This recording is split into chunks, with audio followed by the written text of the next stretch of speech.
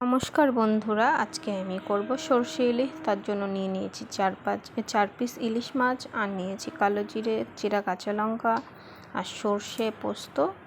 আরও দুটো কাঁচা লঙ্কা নিয়েছি, ওটা পেস্ট করে নেবো একসঙ্গে। এদিকে কড়াই গরম করতে বসিয়ে দিয়েছিলাম, দিয়ে দিলাম সরষের তেল বেশ কিছুটা। তেলটা গরম হয়ে গেলে দিয়ে দেব ফোড়নে কালো জিরে। কালো জিরেটা যখন একটু ভাজা ভাজা হয়ে যাবে, সেই সময় আমি দিয়ে দেবো যে সরষে পোস্ত আর কাঁচা লঙ্কাটা রেখেছিলাম, সেটা পেস্ট করে দিয়ে দিলাম। দিয়ে মিক্সির বাটিটা ধুয়ে আরও একটু পরিমাণ মতো জল দিয়ে নেব।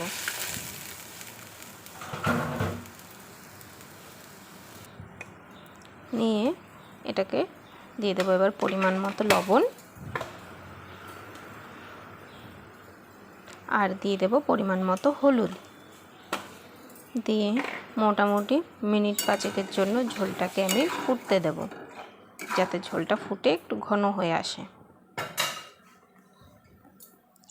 যখন ঝোলটা এরকম ফুটে আসবে, সেই সময় আমি দিয়ে দেব যে নুন হলুদ দিয়ে মাছটা আমি মেখে রেখেছিলাম, সেই মাছটা দিয়ে দেব।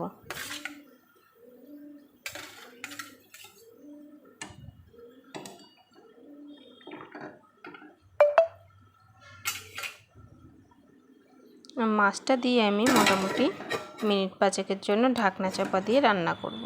আর 5 মিনিট পরে ঢাকনাটা খুলে একটু ভালোভাবে নাড়াচাড়া করে নেব। মাছটা এদিক থেকে ওদিক ভালোভাবে উল্টে নেব। আর মাছটা কিন্তু একদমই ছোট ছিল, আর মাছের যে মাথাটা ছিল আমি সেটাও দিয়ে দিয়েছি, সেটা স্কিপ হয়ে গেছে, দেখানো হয়নি, যেহেতু একদমই ছোট মাছ। দিয়ে ফোটার পরে দিয়ে দেবো চেরা কাঁচা লঙ্কা 3-4টে।